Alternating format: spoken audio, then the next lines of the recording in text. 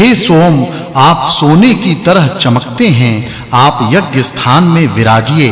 पानी मिलाकर छाने जाने पर धारा रूप में आप कलश में पधारते हैं। आप धन देने वाले हैं। यजमानों ने सोम रस छाना है। यह मधुर है, यह आनंददायी है, यह अपने प्राचीन स्थान पर पहुंचता है।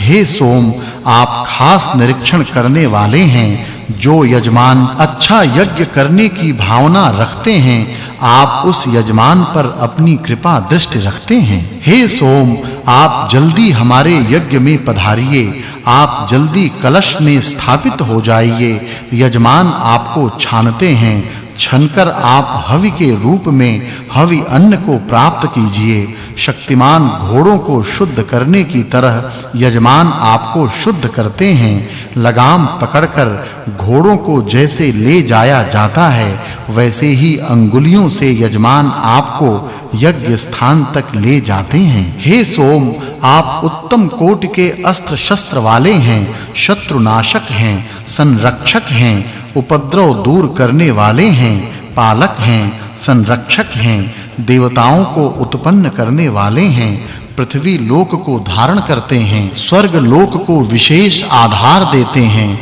ऐसा दिव्य सोम रस यजमान छानते हैं। उष्णा ऋषि विद्वान हैं, परम ज्ञानी हैं, वैदिक कर्म कांड में दक्ष हैं, धीरताधारी हैं, प्रकाशमान हैं और नेतृत्व करने वाले हैं। उन्हीं उष्णा ऋषि ने स्तोत्रों के माध्यम से गायों में गुप्त रूप से रहने वाले सोम रस को मेहनत से प्राप्त किया। चौथा खंड।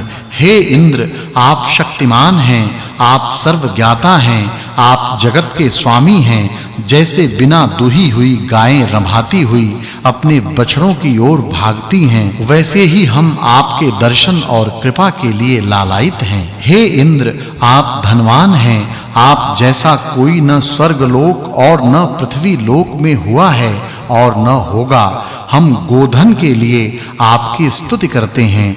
हम धन धान्य के लिए आपकी स्तुति करते हैं। इंद्र सदैव बढ़ने वाले हैं। वे विलक्षण हैं, अत्यंत शक्तिमान हैं, हमारे सखा हैं। हम किस बुद्धि और किन संतुष्टिदायी पदार्थों से आपकी उपासना करें?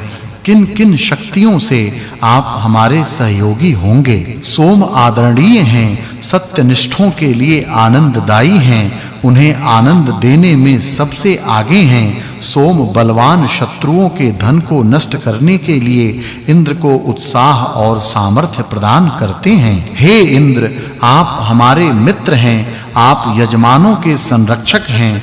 आप हमारी सैकड़ों प्रकार से रक्षा करने के लिए अच्छी तैयारी कर लीजिए। गौशाला में गायें जैसे बछड़ों के लिए लालायित होकर रंभाती हैं, वैसे ही हम इंद्र की स्तुति के लिए लालायित होकर प्रार्थना करते हैं। वे शत्रुओं से रक्षा करते हैं, प्रकाशमान हैं, सोमरस से संतुष्ट होने वाले हैं। हे इंद्र, आप स्वर्गलोक वासी हैं। आप उत्तम दान के दाता हैं, बहुत क्षमतावान हैं। आप पालनहार हैं। हम सैकड़ों हजारों की संख्या में गोधन आपसे चाहते हैं। हम प्रचुर अन्न धन आपसे चाहते हैं। बच्चे अपनी सहायता के लिए जैसे अपने भरण पोषण करने वालों को पुकारते हैं, वैसे ही हम यजमान अपनी सहायता के लिए इंद्र को पुकारते हैं। इंद्र वेगवान घोड़ों वाले हैं, वैभव वाले हैं। हे याजकों, आप सोम यज्ञ में अपनी रक्षा के लिए बृहत् साम का गायन करते हुए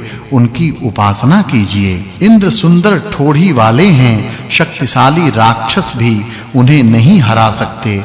मरण धर्मा मनुष्य कितने ही शक्तिशाली हों भी उन्हें नहीं हरा सकते। वे सोम रस के आनंद में सोम यज्ञ करने वालों को प्रचुर यशदायी धन देते हैं। हम मन से उनकी स्तुति करते हैं। पांचवा खंड। इंद्र के पीने के लिए स्वादिष्ट और मीठा सोम रस तैयार किया गया है। वह सोम रस अपनी पूर्ण मददायी धाराओं से इंद्र के लिए झरे। सोम राक्षस नाशक हैं, जगदृष्टा हैं। वे सोने के द्रोण कलश में विराजमान होकर यज्ञ स्थल में प्रतिष्ठित हो गए। हे सोम, आप धन दाता हैं, आप शत्रुओं के प्रबल नाशक हैं, आप धनवान शत्रुओं के पास मौजूद रहने वाले धन हमें प्रदान कीजिए।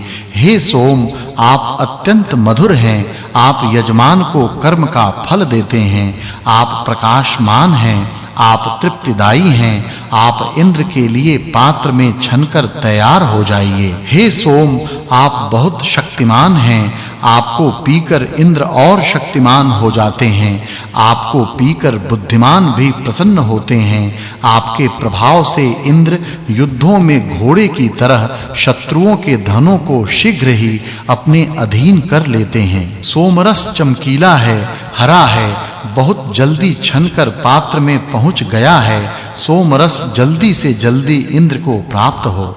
सभी लोगों को यह पता है कि सोमरस सेवन करने योग्य है, इसे छानकर तैयार किया गया है, इसे इंद्र के लिए मटकों में भरा गया है। सोमरस जीतने की इच्छा रखने वाले इंद्र को युद्ध में बहुत जोश देता है।